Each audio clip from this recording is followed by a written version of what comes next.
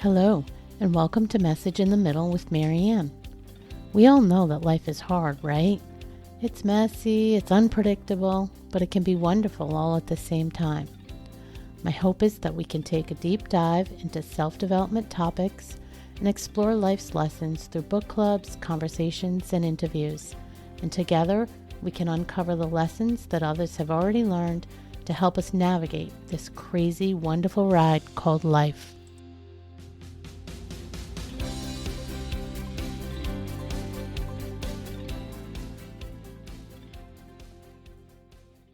Hello and welcome to Message in the Middle. I'm your host, Marianne, and joining me today is Dr. Michele Kehrer, a doctor of physical therapy, a business growth coach, and a 4-time cancer survivor with more than 30 years of experience launching, managing, and selling businesses across industries. Michele built a thriving physical therapy practice in downtown Chicago and then successfully exited it in 2022. And since then, she's dedicated herself to helping others find their footing, their focus, and their freedom. Through her company, Shift to Success, Michele works with those who are drowning in the day-to-day, helping them climb out of chaos and into clarity. And in her new book, Brave Shift, 30 Mindset Changes to Transform Your Life, she breaks down what she's learned about courage, growth, and choosing your life even when life gives you plenty of reason not to.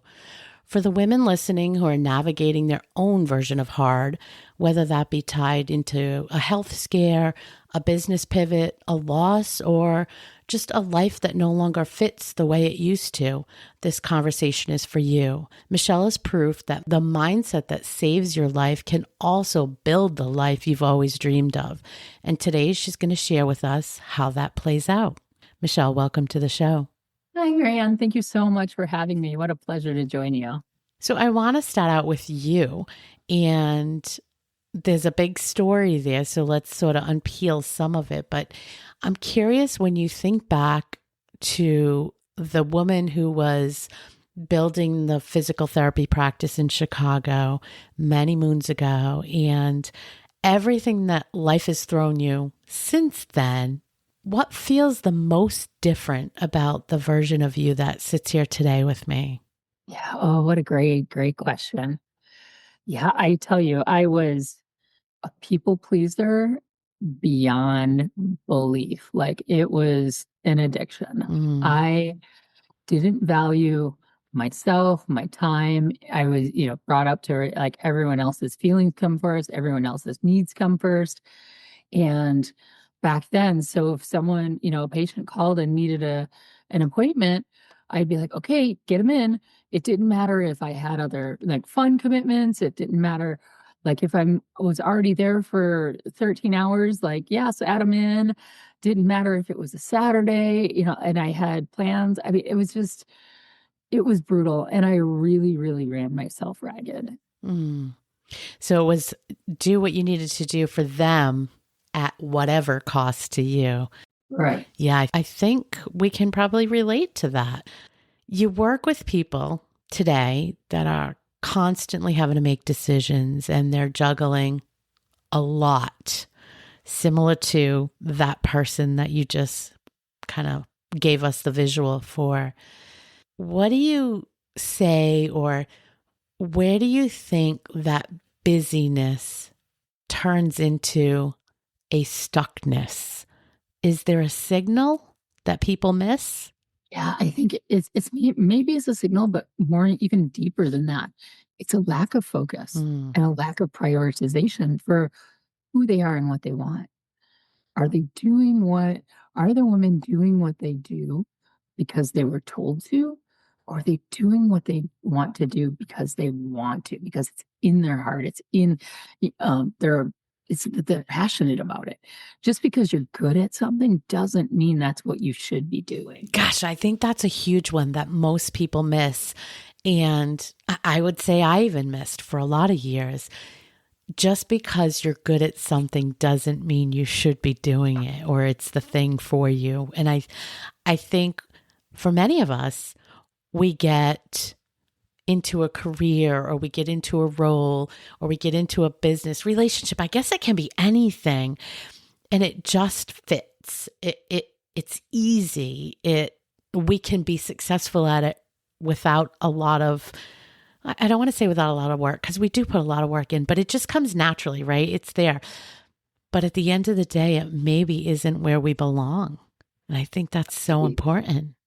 Yeah, because I'm still a physical therapist, but when I was working as a physical therapist in my clinic, I really, really struggled with walking away Mm, because I was helping people that no one else could help.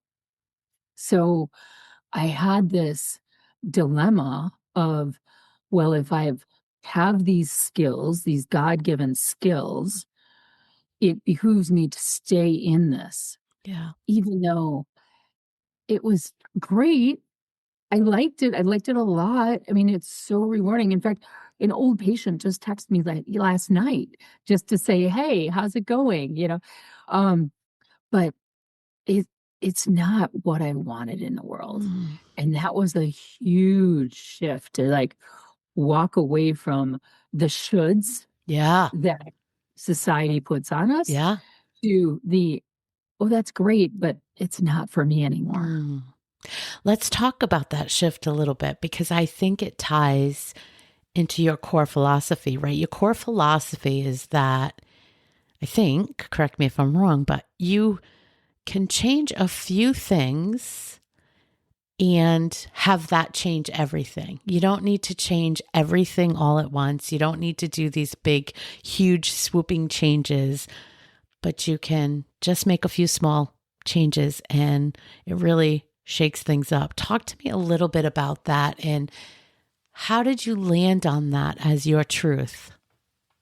Yeah, I kept watching people over and over and over, and they would come into the clinic and then spending time with friends and the whole New Year's resolution thing of like, well, all of my life is a disaster. And I'm like, okay, is that true? Like, I don't know that that's really true. Yes, is there things you want to change? Sure, certainly. Do you want to change a lot? Yes, of course. But is that realistic? And also, are you going to do it? Yeah. Like, where is you take on so much. Can you actually make all those changes?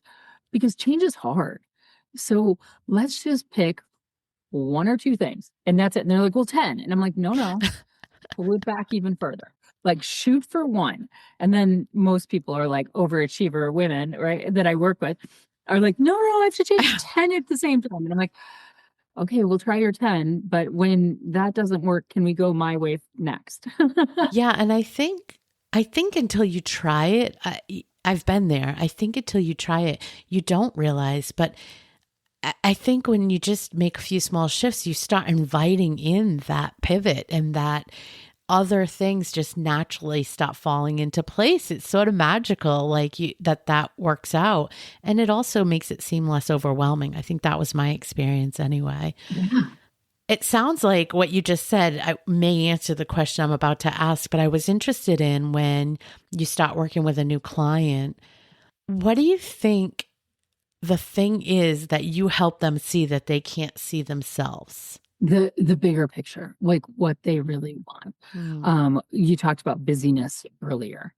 We will create busyness for ourselves to avoid the big yeah, hard thing that is staring us in the mirror, that is in our heart, that keeps us awake at night, that we know is the absolute truth. 100%. That really resonates with me because I do think that that is 100% true. And when I'm thinking about this stage of life, I think, and you mentioned, helping people come out of the chaos. And I know often that's business owners, but when I just think about women in midlife, right? We're often juggling all the things. We could be dealing with kids still, or kids leaving to go to college. We have aging parents likely. Maybe our own health is starting to sort of change or challenge us. Identity shifts in all those things as they change. Financial security concerns about either in the now, there's so much job loss or job shifting, or even for looking to the future. How do I retire? How do I get? It's just a lot, right? So, having said that, especially in this time, what is the, line you use, clarity to chaos? Like, what does that actually look like when you're inside this part of life and trying to sort of get through that? This is a painful, painful exercise.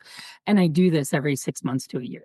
And you do a time audit where you literally mark down every single thing you do for 4 days straight. Okay. And then afterwards, you sit and look at that and go, how much of this is for me? How much of this did I need to do Okay. or could have been done by someone else or didn't need to be done at all? How much of this did I just do out of habit? And where am I in my days? And all of a sudden, you just get this walloping, whoa, holy cow. So little, or sometimes even none of my day is for me. Hmm. And then when the kids go off to school, when it is time to retire, or you want to pick up a new hobby or something, anything in life. I work with all women. You realize, who are you? And what do you want? And what am I doing day to day that the kids can do, the husband can do, I could hire someone to do. Like there's so Yeah. much that we could just peel off our plate, but we avoid that looking in the mirror, so we busy ourselves. Yeah. And I think two things that jump out at me when you say that. I do think those questions of the who are we, I feel like that's such a big central focus point at this point in our lives, because I think we all not we all, I'm generalizing obviously, but come to the point of realizing that we've sort of lost track of that along the way, right? In that busyness. Ah, And then I think the other thing about what you said is doing those audits. I think it's such an interesting exercise. And when you stop and you look at all of the things that you've done and you stop and ask yourself, what did you do for yourself? You might be inclined to say, I'll use this as an example. Oh, I scrolled social media for an hour. That was for me. I was just hanging out. But I think you have to go a little further and be like, was that really for you? Like, what did that give you? Right? So you have to push beyond yeah, the surface of even those questions, I think, yeah, because what does it do for you? And does it align with your core values and your goals? yeah. Was it just a distraction for like, Yes. Yes. I think probably more often than not, it's just a distraction. yeah, Yeah. It's a yeah. lot, but that's a good exercise. Painful is probably a good description, both in tracking it and in evaluating it, right? Yeah, and that's where, like, it helps to have an outside person to look at it with you when you're evaluating it, Mm. because it's really easy to be like, "Oh, but I have to do all these things." Where you get another person that looks at it and goes, "Do you though? Do you Yeah. though?" Yeah. Poke at you a little bit. Yeah. I want to go back at something that you said, because we often talk about identity shifts in this show. I mean, we've had some great guests who focus solely on that and helping people through that. I can think of Shannon Russell comes to mind, and Sarah Andreas, but I mean, there's a bunch. But I guess there's a commonality in, back to what we were saying about people sort of looking around and saying, who am I? And trying to figure that out. And you must have gone through some of that when you sold the business, because I imagine for a lot of years, you were not only a physical therapist, but you were the business owner of this business. And I would bet that your identity was tied up in that. What did that feel like? And did you struggle like stepping away from that? So much, Marianne.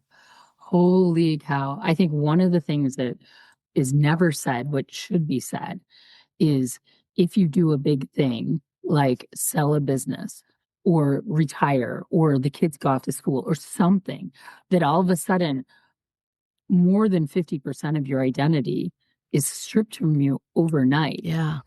Like, I closed on, I don't even know, Wednesday, Thursday, and I showed up to work the next day, like a Thursday or Friday or whatever it is. And the company that bought mine were like, "What are you doing here?" And I was like, my Working? job? Yeah, I yeah. mean, I don't know, right?" And then they're like, "Well," and the guy was very I don't even know how to say it, but he just looked at me and he's like, if what happened to you happened to me, you wouldn't see me for 3 to 6 weeks Mm, at least. And he goes, there's no, you're okay. You can just go.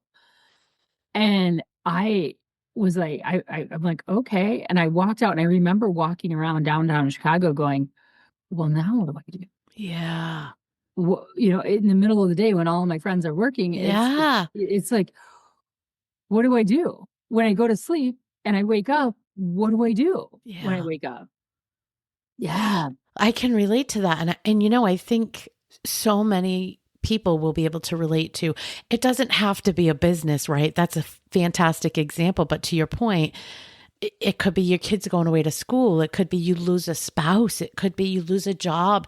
All of those things, you're still going to have all of those feelings because there's so much tied up in the things we have become so habitual in our life and we're kind of on autopilot with, and all of a sudden they're gone. So yeah, such a big, and if you look back now, how long do you think it really took you to sort of step away from that, get comfortable in the sort of messy middle of not knowing what was the next thing, and then sort of step into the new identity? Probably minimum 6 months. And even then then I just up and moved to Florida. So when I moved to Florida, then I could busy myself Yeah, with getting my condo, or and decorating and all of that sort of thing. So yeah, it's fascinating. it really is. 6 months is the number that I give people because I left a role and a career that I built with a company after 26 years, and similarly went through that same. It wasn't my company, but I built something there, and I had a team that I had to leave, etc. And it really took 6 months to process. I feel like process all those emotions of, gosh, it's the whole spectrum, right? You go through joy for something new, sadness for leaving people behind, um, grief over what you had envisioned that isn't there anymore, like all the things. So it's kind of working through all that. But I feel like at 6 months, it sort of plateaued, and I was like, okay, I'm okay. I'm above water. This feels good. Yeah. So I get that. But probably like grief, there's no set. We should probably say for people, there's no set time. It's probably different for everybody. Is my guess. Yeah. Right. Even to this day, like it's so funny because every so often I'll catch myself go, I could just start a physical therapy clinic down here. It would be easy. And I'm like, oh my God, Why would like I? woman, Yeah. why? Right. Yeah. Like, it's just, and Yeah. it's because it's easy. We like our Yeah. default mode is go back to what we know and go back to easy. And that's one of the things that I'm like, it really shakes people at their core to be like, Yeah. easy is not the answer. Yeah. But it's like you said, it feels safe. So I want to go back to something or touch on something a little more personal, and I would say is likely far from easy, right? But I think it's probably impossible to separate your health journey from where you sit today in your philosophy. You went through cancer 4 times, and from everything I've seen, cancer really changes a person's perception of time, relationships, purpose, kind of all the things. Yeah. How has surviving that 4 times changed the way you prioritize, how you, I guess, just show up? Yeah, it took 4 times to figure out like people pleasing is not healthy, Mm, and emotions that we had in traumas or events that we went through earlier in our lives, like those need to be handled. Because if they don't, if I didn't handle those, I was going to keep getting sick mm, because your body keeps score. And it really is so important to dig deep and get go through the skeletons in the closet. And it's not a journey that is comfortable, and that's why we avoid it so much. But on the other side of it, I get to see a part of me and experience a part of me I've never experienced. And then people get to experience that. I love that for you. One of the things that I've been talking about in a lot of episodes, it really just keeps showing up is what you said and sort of releasing those old traumas and the modalities that recently have been really popping are, various somatic healing type things. And I'm just curious, if you look back, like, what do you feel like was the most successful tool personally for you to sort of release that stuff? Because I've come to realize that we all have that stuff, whether we realize it or not. And our body is holding on to that stuff, whether we realize it or not. So what did you find most successful in kind of working through that? Well, kind of like in my book, there's 30 mindset changes to transform your life. I have a toolbox because it's a different thing and it'll be a different thing on a different day. Yeah. It'll be a different thing in the same day. I was talking to a friend of mine just this morning who has a church and does psychedelic journeys for people and helps them work through their trauma, PTSD, all of that. And as we were talking, she was telling me what she's going through. And I was like, have you tried journaling this one? And she's like, no, but that's probably what I need. Because it does take different tools. And that's why it's like, just like a hammer is great, but if you need a screwdriver, you need a screwdriver. So Yeah, that's a good point. I mean, that's why I've tried to be open with listening and pulling in any kind of modalities or thought processes that people have been successful with, because I just feel like the more you know about and the more tools you can employ, the better it is. I think that's the case with anything. So, yeah. Let's talk a little bit about some of those tools. Let's talk a little bit about your book and the 30 mindset shifts that you put in the book, right? So you talk about how using these 30 things or these 30 shifts helped you. Do you have any top favorites, one or two that you're using in your own life today most often? yeah, my top two always and have always been gratitude Mm. and getting in nature. Mm. Like a way to reframe everything. I remember I was downtown Chicago at the height of the whole pandemic thing, and I was out going for a walk, and it hit me. I'm like, the birds don't care about this virus. The trees, the wind, the sunshine, the water. I lived right by Lake Michigan. I'm like, none of this cares about what's going on. Mm-hmm. And how insignificant it really is in the whole timeline of the universe and everything that's around us and where we're at. And so getting in nature has a way of bringing reality back to going, how important is it really? Yeah. And do you do that daily? Daily walks, daily, yeah.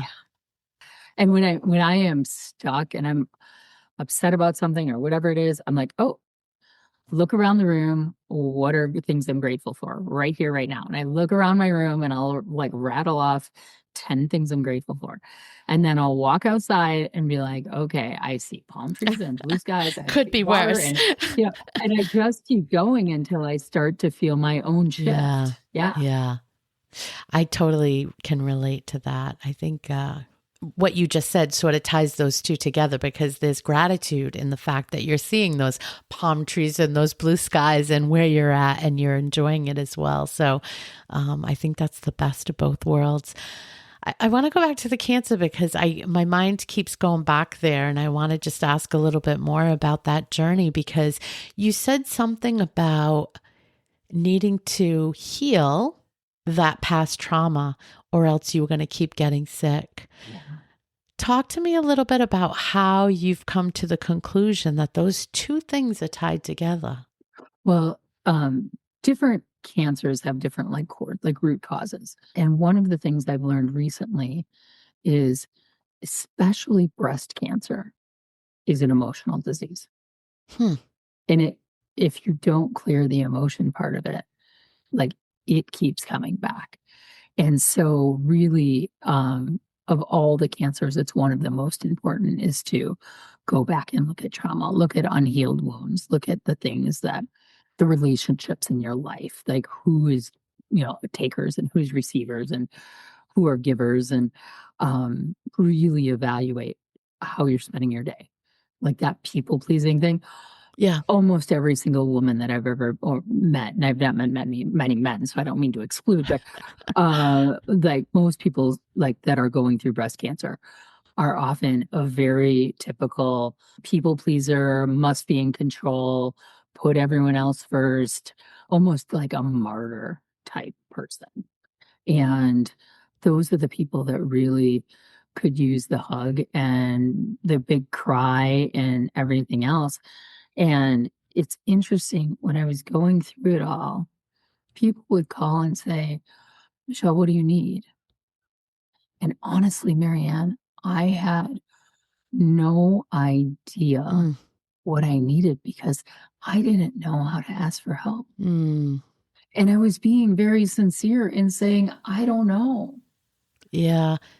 I think one of the things that I've learned, honestly, with doing this show is that it's similar to when somebody's going through a loss and grief, is when you want to call and ask that question, instead of asking that question, offer something, because many times we don't know, or we're too deep in it to really think about it. And so it's so nice for somebody to call and say, hey, I'm going to drop off some groceries on your porch, or hey, I'm going to pick up your laundry. Can you leave your basket out, or whatever it is?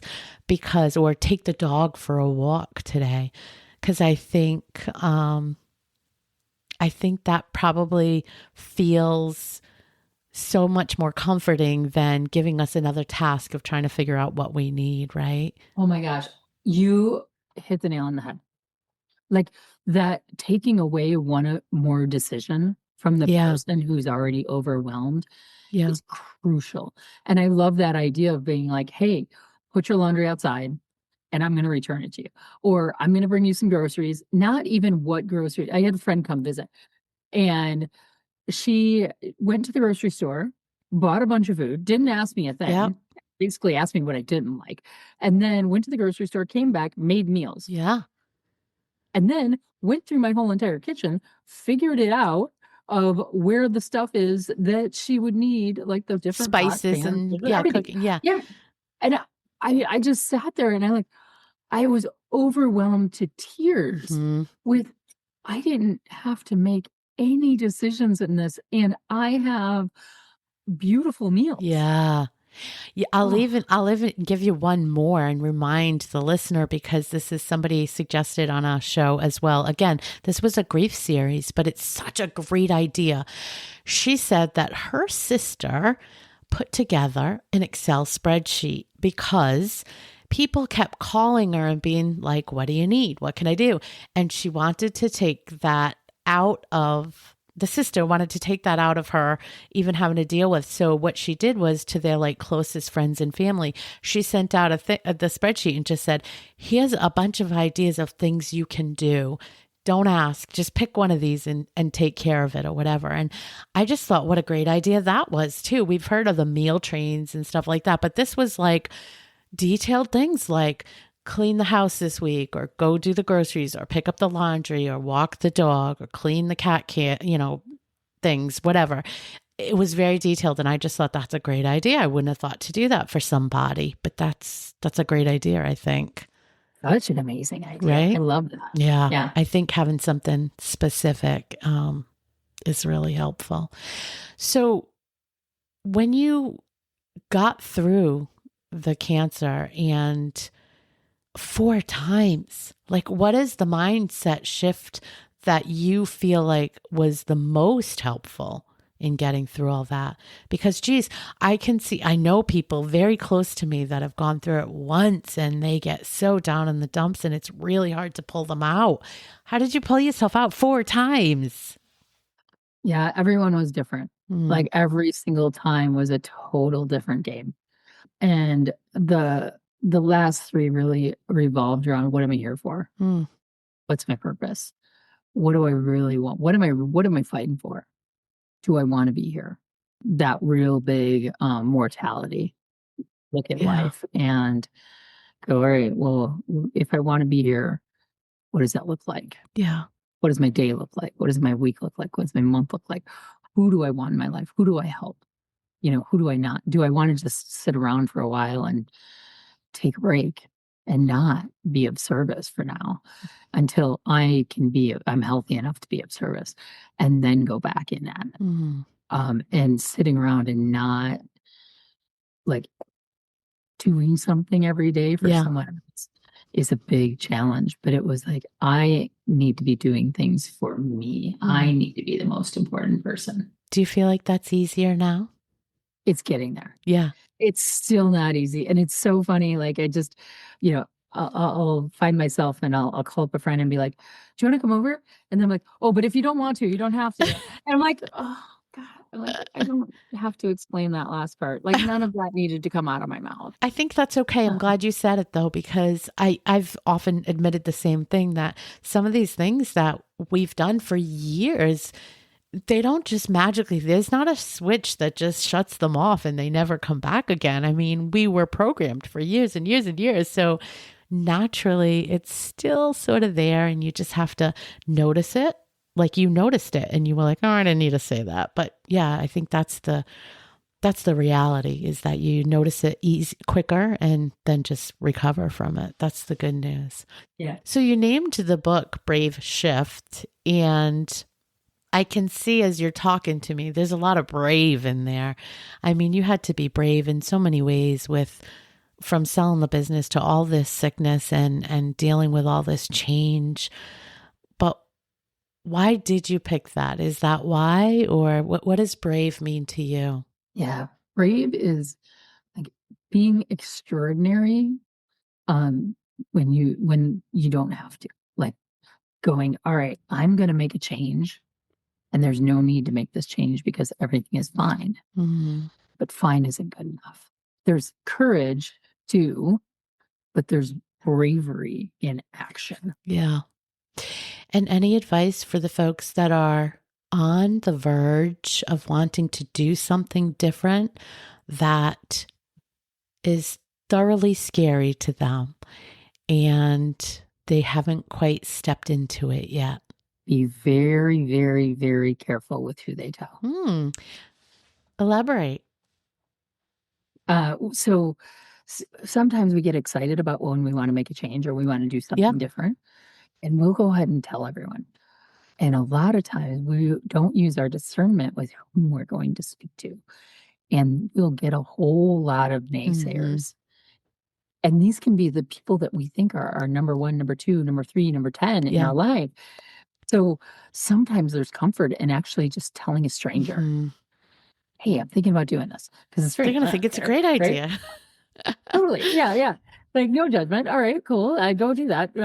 Whatever. But yeah, when you tell someone and they don't have the reaction that you want, it's very hard to make the step then. So be very careful who you tell, or don't tell anyone at first. Just let your actions show. Yeah, that's what I did. And I felt comfortable in around starting the podcast. It was just a slow, I'm going to figure it out a little bit and then step into it and just show up. So yeah, it's scary at first because we don't normally operate that way, doing something totally different and alone. Yeah. I didn't tell many people that I was actually doing the book. Really? Like when it was really coming to be. There was a lot of people that were like, I was like, oh, by the way, next month my book comes out. And they were like, wait, what? And there was no time for those critical, that voice of like, why would you do that? Blah, blah, blah, blah. Yeah. There was no time for that because it was already done. Yeah. Everything was already done. It was all in the works already. There was no hitting pause. It was just all systems go. And then they could just handle their own emotions. I love that. And it definitely doesn't feed, because, naturally we also are critical of our own things. So we have that voice that's going, nah, nah, nah, sometimes that we have to keep at bay, right? So not having other people feed into that is super helpful at kind of minimizing that negativity. Love that. Love that. Do you nickname? Do you have a nickname for your I don't, critical but one? so many people do. Do you? I do. Her name's Shelly. And when Shelly shows up, oh goodness gracious, I tell Shelly to, Hit the road. hey, thanks. Yeah, you did great by me this whole entire time in life, but I don't need you anymore. Yeah. Like, take a hike, Shelly. Yeah, and it's fun. Like a very, very, very close friends. That'll be like, hey, is Shelly talking or is this Michelle? And I'm like, oh, yeah, yeah. Mm-hmm. I love though that they call it out and you can notice it because again, back to being totally authentic.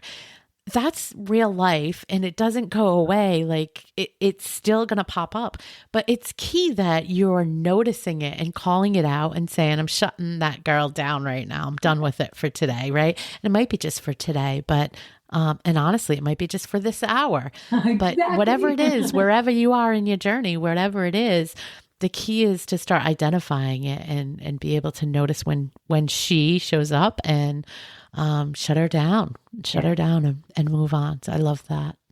Well, there's one question that I love to wrap up the show with, and that is, what message do you wish more women in midlife could hear? So if there's only one thing they could take away from the show today, what would you want it to be?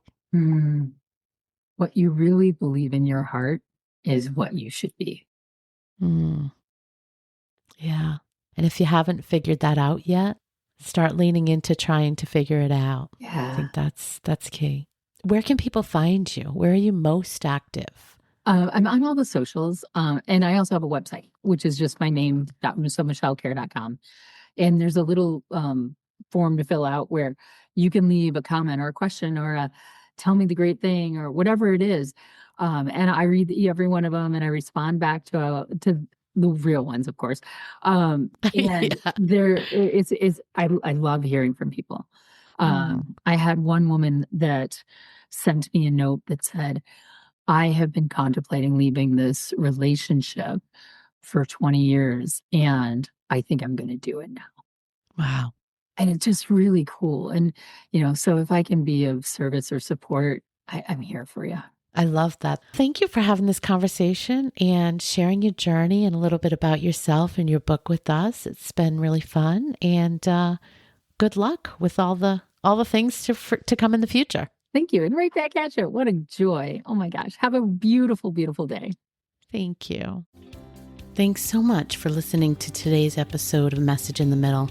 I hope you found something in this conversation that reminded you that you're not alone and that midlife isn't about winding down. It's about waking up. You're not done. You're just becoming.